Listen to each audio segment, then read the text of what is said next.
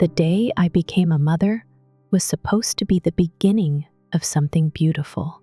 But instead of joy, I found myself locked in a silent battle with a woman who saw my child not as my daughter, but as hers. My mother-in-law crossed every line, ignored every boundary, and treated me like I was just the help. And when no one stopped her, I realized I'd have to stop her myself. When I found out I was pregnant, I imagined the quiet joy of rocking my newborn to sleep, soft lullabies in the background, and gentle moments shared with my husband. What I didn't imagine, what no one prepares you for, was how fast the people around you can turn a beautiful season into one of control, guilt, and emotional landmines. It started small, the way these things often do. I was about 6 months along when my husband and I sat down to talk about labor plans. I told him I didn't want anyone at the hospital when I was in active labor, just the two of us.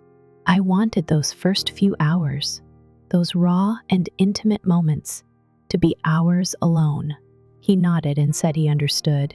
I believed him, but when my water broke and we rushed to the hospital, something felt off. Between contractions and the rush of nurses prepping the room, I noticed him checking his phone more than once. Later, I found out that while I was breathing through pain and clinging to his hand, he had texted his mother everything, every detail. She drove to the hospital and waited in her car, crying, just outside the entrance. She wasn't invited, but she came anyway. And when the nurses finally wheeled me out, sweaty and exhausted, she was already texting my husband about coming inside to meet the baby. I told him no, I wasn't ready. I needed rest. I needed space. And still, somehow, she ended up at my bedside before the day was done. I didn't have the energy to fight. I just let it happen. That moment, the one I thought I could let go, was only the beginning. From the second we came home, it was as though she had moved in, emotionally if not physically. The day we walked through the door, arms full of hospital bags and hearts full of wonder, she was waiting in our living room. She walked right up and took the baby from me without asking. My arms were still reaching forward when she cooed, "I missed my baby so much. Her baby, not ours, not mine." I was 4 days postpartum and still barely able to sit without wincing.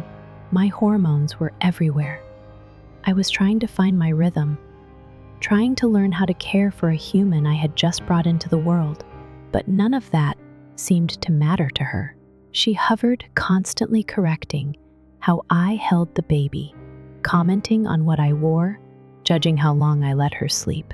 That same week, she started suggesting we bind the baby's belly with gauze, "so she doesn't get an outie," she said, as if her belly button were some tragic flaw to be corrected.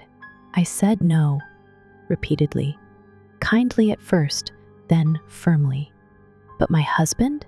He shrugged and let her do it anyway while I was in the other room. And the formula feeding, oh, that nearly tore us apart. I had made the decision early on that I would bottle feed. I had my reasons, and I didn't owe anyone an explanation. Still, every time she visited, she made it her mission to guilt-trip me. "You know, breast is best," she'd murmur. Back in my day, mothers didn't take shortcuts. It was a constant barrage. One day, she opened our trash can and saw empty Red Bull cans. I needed anything to stay awake after those long, sleepless nights. But she took it as ammunition. She texted my husband saying I was irresponsible, and probably the reason I refused to breastfeed. The worst part wasn't even her. It was the silence of the man who was supposed to stand beside me. My husband, my partner, he became passive. When I asked him to speak up, he'd shrug.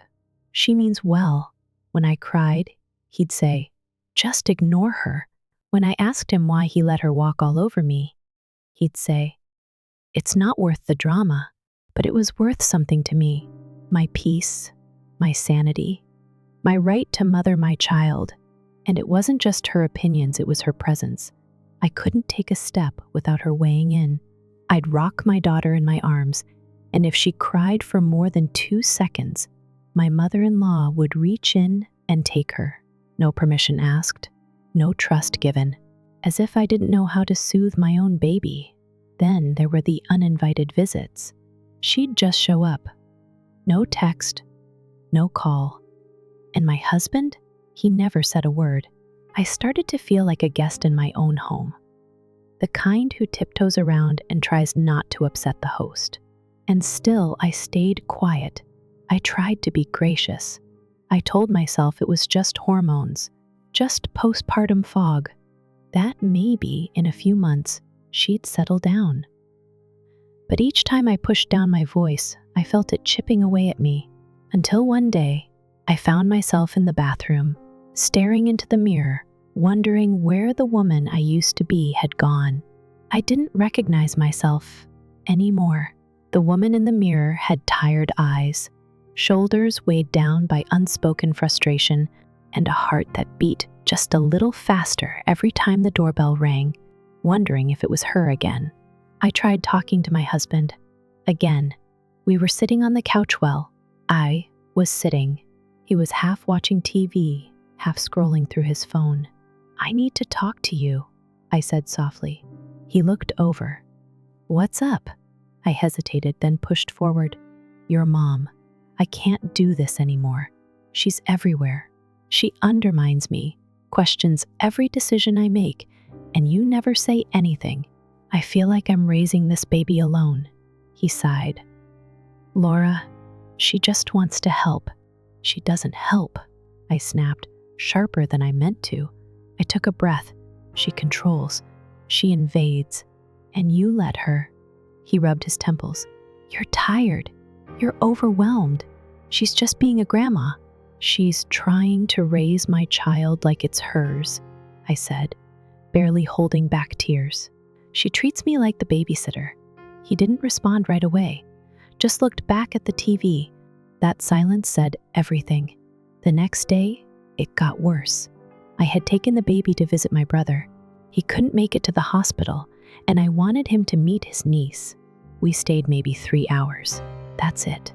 But the minute we walked through the door, my phone buzzed. It was a text from my husband. "Mom's worried. She says it's too late for the baby to be out. You should have come home earlier."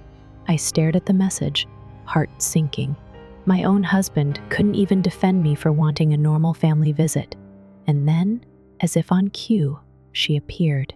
She must have been waiting nearby again. The moment we stepped inside, she reached straight for the baby, saying, "I've missed my girl." I froze. My baby had barely been out of my arms, and here she was, acting like I'd stolen something from her. That moment cracked something inside me. I broke down. Tears I'd held in for weeks came rushing out all at once. My mother-in-law stood there, holding the baby, unfazed. "I just wanted to see my baby," she said flatly. Her baby. Not one word of comfort, not even a glance at me as I sobbed in the hallway. The days that followed were no better. She called or texted my husband daily with concerns. Once, she told him I should stop drinking Red Bull because good mothers don't rely on caffeine. Another time, she threw a fit because she saw me take one sip of wine. It didn't matter that I wasn't breastfeeding, that I was being careful. She acted like I'd endangered the baby. And the breastfeeding, oh, she never let that go. Every single visit, she brought it up. "Have you tried again? You know it would be better for the baby. I read an article that formula causes allergies." I had made my choice, and it wasn't one I took lightly. But to her, my decision was proof that I wasn't enough, that I wasn't doing motherhood the right way. And once again, my husband didn't say a word. I tried to set boundaries. I asked her to text before coming over. She ignored me. I asked her not to give the baby anything I hadn't approved. She did it anyway. I told her to stop questioning my parenting in front of other people. She laughed and said, "You're too sensitive." Every line I drew, she stepped right over. But the moment that told me this wasn't just meddling, but full-blown manipulation, was the night my husband came home looking pale. He had just spoken to his mom. She said, "You're trying to push her out of our lives," he said, not meeting my eyes. "That you hate her, that you're trying to turn me against her." I sat down, slowly, carefully, because the anger rising in me was sharp and hot. "I've done nothing but try to survive," I said. "I've let her take over every visit, every decision, and every boundary I've tried to set has been ignored. And now she's turning you against me?" He looked torn. "I'm just saying, maybe she feels excluded." I stood up, my voice trembling. "You know what I feel? Invisible.d disrespected. Alone. I've begged you to see what she's doing, and you keep acting like I'm being unreasonable. When will you believe me, Ryan? When she starts picking out the baby's school? When she moves in?" He didn't answer. That night, I couldn't sleep. I stared at the ceiling, nursing a quiet storm in my chest. I had tried so hard to keep the peace, to be respectful, to avoid the drama. But peace, I realized, wasn't the absence of noise, it was the presence of respect. And I had none. Not from her. Not from him. That realization didn't make things easier, but it did make one thing clear. If no one was going to stand up for me, I'd have to do it myself. And I was ready. A few days passed without incident. No surprise visits. No passive-aggressive texts. I almost let myself believe that maybe, just maybe, things were quieting down. I should have known better. It was late afternoon when my husband came home from work, his jaw tight, his face pale. He didn't even say hello, just handed me his phone. The family group chat was exploding. I scrolled back to the top and saw it pinned, like some twisted holiday announcement. A post from my mother-in-law. Long, dramatic, manipulative. She wrote as if she were delivering a eulogy for a son she hadn't buried, only lost to a wicked, controlling wife. "Family means everything to me," she began, the words practically dripping with staged heartbreak. "All I've ever wanted is to be close to my children and grandchildren. But sometimes, outside influences take hold. Sometimes, people let bitterness into their hearts. And sometimes, sons forget the mothers who raised them." It went on like that for paragraphs, painting herself as a martyr, casting me as some kind of villainous siren who'd lured her poor son away from his loving family. By the time I finished reading, my hands were shaking. And the comments? They poured in like a sympathy parade. "Stay strong, Carol. Some people just want to tear families apart. She'll regret it one day. They always do." Some of Ethan's own relatives chimed in: his aunt, his cousin Josh, even his older brother Ryan. They didn't ask questions. They didn't call him. They just assumed she was right. I looked up at Ethan. His face was blank. "Do you believe any of this?" I asked quietly. He shook his head. "No, but they do." That was the worst part. Her performance was working. She'd lost control of Ethan in private, so she tried to reclaim him in public. And now she was painting herself as a victim for anyone who'd listen. I expected Ethan to sigh and do what he always did: avoid, deflect, excuse. But this time, something was different. He picked up his phone, stared at the screen, and said, "I'm going to call her." She answered on the first ring. "Ethan, sweetheart," she cooed, already playing the part. "I knew you'd call. I've been so worried. Take the post down, Mom." Silence. Then a sharp little laugh. "Oh, honey, why would I do that? People need to understand what I'm going through." "It's a lie," he said, voice low but steady. She gasped. Actually gasped, like he'd slapped her. "A lie? Ethan, I have done nothing but love you. You went through our bedroom. You insulted my wife. You told her I'd leave her. You've crossed every line." She sniffled, but her tone hardened. "She's feeding you lies. That's what they do. They isolate you. They make you doubt your own mother." "I saw the videos myself," he said flatly. That shut her up. For a few seconds, all we could hear was the silence on the other end. Then, in a cold voice, "If that's how you feel, I guess we'll see you at Christmas." "Or not at all." She hung up. Ethan stared at the phone for a long time. Then he looked at me. "I think she's planning something." I nodded. She always is. But neither of us expected what came next. 3 days later, I was home alone with the baby. Ethan was at work. The house was quiet, peaceful for once. Then there was a knock on the door. I checked the peephole and my stomach dropped. 2 police officers. I opened the door cautiously. "Can I help you?" "Ma'am," one of them said gently. "We got a call about a possible domestic disturbance. Concern for a woman in distress." My heart pounded. "What?" "Someone reported concerns of emotional abuse." I knew instantly who it was. I explained the situation as calmly as I could. The officers were polite, even sympathetic, but they still had to look around, ask a few questions. I cooperated. I had nothing to hide. When they left, I collapsed into a chair, my hands trembling. I called Ethan. She sent the cops to our house. Silence on the other end. Then a quiet, "Tell me everything." That night, he didn't text. He didn't call her. He blocked her number, blocked her on social media, told his brother and the rest of the family what she'd done. Of course, Carol didn't take it well. She called from other numbers, had Greg text, had Ryan plead. "She's just worried," they said. "She's not herself." But Ethan didn't budge. Then came the final act of desperation. She showed up at Ethan's office, in tears. Security had to escort her out. That night, she left him a voicemail, her voice thick with fake sobs. "I hope you're happy.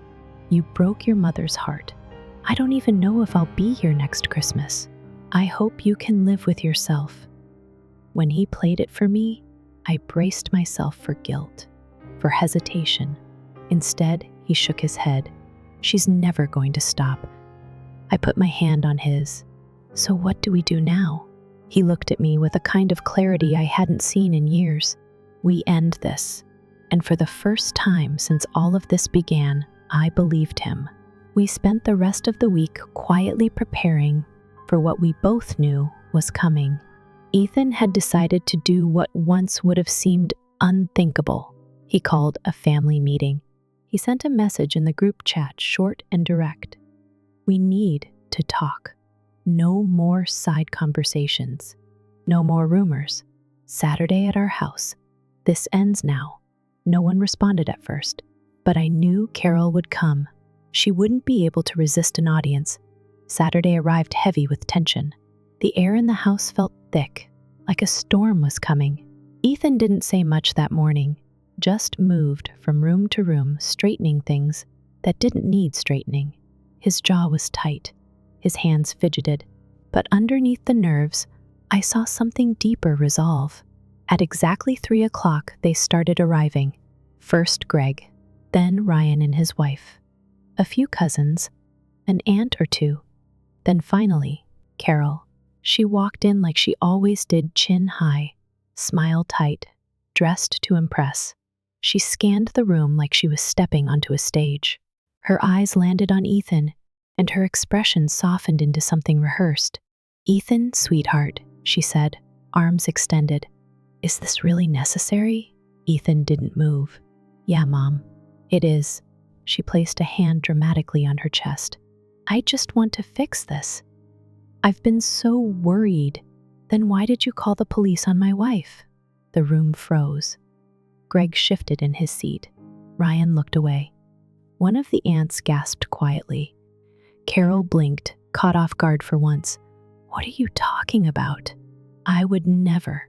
"Stop lying." Ethan's voice was sharp, controlled but fierce. She flinched. The mask slipped for just a second. He pulled out his phone. "I didn't want to do this," he said, "but you left me no choice." Then he pressed play. The voicemail from a few days earlier filled the room. "I hope you're happy, Ethan. You broke your mother's heart. I don't even know if I'll be here next Christmas." When it ended, no one said a word. Ethan looked up. "This is emotional abuse." Carol's mouth opened, but nothing came out. She scanned the room again, this time looking for backup, but no one spoke. Even Ryan looked stunned. "I've spent my entire life trying to make you happy," Ethan continued, "but it's never enough. You always need more control, more attention, more power. And when you lose even a little bit, you lash out. You insult my wife. You lie. You manipulate. You turn the family against us." Carol shook her head. "That's not true." "Ethan, you're confused." Ethan took a step closer. "You told my wife I'd divorce her before we even got married." Gasps around the room. Carol's face turned red. I didn't mean." "You went through our bedroom. You insulted her parenting. You tried to take our child from her arms. You posted lies online. You sent the police to our house. And now, you act like the victim?" He turned to Greg. "Dad, you want to defend her?" Greg looked helpless. I mean, your mother meant well." Ethan let out a bitter laugh. "Of course she did." He turned back to the room. "Here's the truth. You've all seen it now. You can believe it or not, but we're done." Carol's face twisted. "You can't just..." "We can, and we are." Ryan stepped forward. "Come on, man. She's still your mom." Ethan shook his head. "She's your mom. She's my abuser." That was the moment everything changed. Carol's voice cracked. "You can't do this to me. I'm your mother." Ethan didn't even flinch. "Then act like one." He pointed toward the door. No one moved. For a second, I thought she might cause a scene. But then, something flickered across her face, not rage this time. Not even grief. Fear. She knew she had lost. With a shaky breath, she turned and walked out. Greg followed. Ryan hesitated, then went too. One by one, the others trailed after. No apologies, no excuses, just silence. When the door finally clicked shut, Ethan let out a long, trembling breath. His shoulders sagged, like the weight of a decade had just fallen off them. I reached for him, and for the first time in years, he didn't pull away. He let me hold him, and for the first time, we were truly free. But of course, Carol didn't stop, not completely. Over the next few weeks, she tried everything. She texted from different numbers, left voicemails, had Greg and Ryan plead on her behalf. She sent one final email just before Christmas. The first never thought my own son would abandon me on the holidays. "I hope your new family is worth it." Ethan read it in silence. Then he hit delete. That Christmas, we stayed home, just the three of us. No guilt, no drama, no walking on eggshells. We drank cocoa, watched old movies, and laughed. And for the first time, the holidays felt like ours. Not Carol's, ours. And that was the sweetest kind of peace we could have ever asked for. The weeks after Christmas were quiet, in a way I hadn't experienced in years. No passive-aggressive comments in the group chat. No surprise visits. No unsolicited advice wrapped in fake concern. Just the hum of our own little life, finally peaceful. Ethan was different now too. Not just more present, but more aware. He'd started noticing things he used to shrug off. He apologized for all the times he had let me down, all the times he didn't stand up for me. And while the words didn't undo the past, hearing them helped something inside me begin to heal. But healing isn't a straight line. One morning in early January, a letter arrived. No return address. The handwriting on the envelope made my stomach turn. I almost tossed it in the trash. But something made me open it. Inside was a photo. A baby girl, swaddled in pink with a head of dark hair and a sleepy smile. On the back, written in Ethan's mother's careful, familiar handwriting, her name is Grace Margaret. I thought you should know. I stared at the photo for a long time, waiting to feel something: anger, jealousy, sadness. But all I felt was stillness. It didn't sting. It didn't even hurt. It felt distant, like looking at someone else's story, because it was. This wasn't my family anymore. Later that night, I placed the photo in the fireplace. I didn't do it in anger. I didn't cry. I didn't even flinch. It was simply time to let go. From then on, everything moved with a new rhythm. I started making small changes around the house. I painted the living room a soft sage green, something I'd always wanted but had put off. I hung up photos of our daughter, not just the picture-perfect holiday shots, but real ones, messy, joyful, alive. I planted herbs in the windowsill and fresh tulips by the door. I was building something new, something mine. Then one afternoon, Terry, Ethan's cousin, called.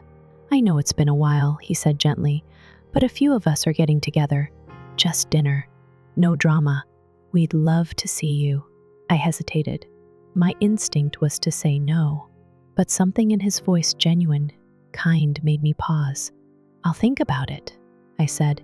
He didn't push, and a week later, I found myself standing outside Terry's home, heart thudding in my chest.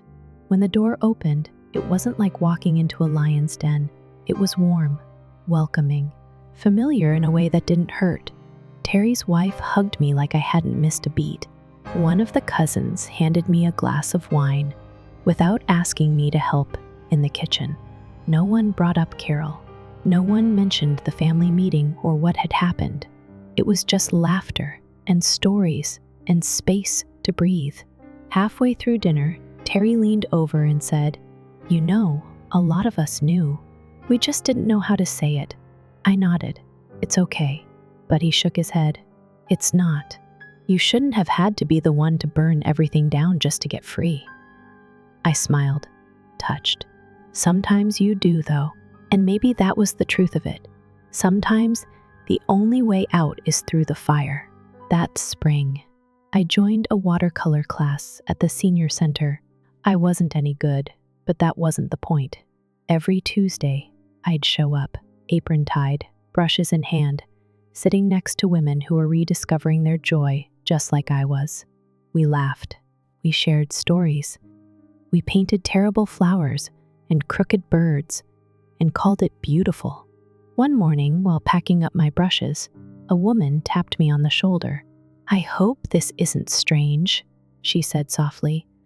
"But are you the one who sent that email to the family group?" I blinked. It had been months since the meeting. "Yes," I said. "That was me." Her eyes welled with tears. "Thank you," she whispered. "It gave me the courage to leave too." I didn't know what to say, so I hugged her. That moment stayed with me, because I hadn't just walked away from a toxic family. I had lit a path for others. Of course, Carol didn't disappear entirely. She sent one last text a few weeks later. "You should return the money from the house. It was meant to stay in the family." I stared at it, then deleted it without replying. Then I blocked her number. For good this time. She could live with her bitterness. I had finally stopped making space for it. Meanwhile, Ethan's father's case went to trial. He pled out avoiding jail, but losing everything. The business crumbled. Their home went up for sale. Their standing in the community collapsed like a house of cards. Diane tried to hold on, but without her husband, without her power, she faded. Ethan's brother moved out of state. Carol's circle grew smaller and smaller. As for me, I kept growing. I made real friends, people who liked me for who I was, not what I could do for them. I got promoted at work, started volunteering at a local food pantry. I took my daughter to the park every Saturday morning, just the two of us, and we made our own little traditions. and every now and then, I'd think of that lake house. The one they swore I didn't deserve. The one I sold from right under them, not for revenge, but for peace. Because in the end, they tried to erase me, but I erased them. And finally, I was free. As we grow older, we often carry the quiet belief that enduring family discomfort is just part of keeping the peace. We host the dinners, bite our tongues, accept the oversteps, because it's what we were taught good people do. But this story reminds us that when respect disappears, silence isn't noble, it's self-erasure. Laura's journey isn't just about standing up to her mother-in-law. It's about reclaiming the dignity that had been chipped away one quiet compromise at a time. She didn't scream, didn't fight fire with fire.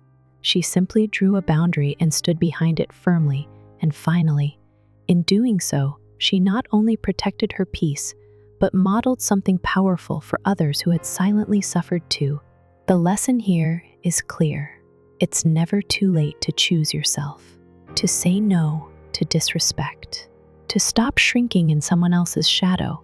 We are not too old, too late, or too far gone to reclaim the space we've earned in our own lives. Have you ever had to choose peace over pleasing others? Or walked away to protect your dignity? Share your story in the comments, or leave a quiet if you're still finding your voice. You're not alone, and your story might be someone else's turning point.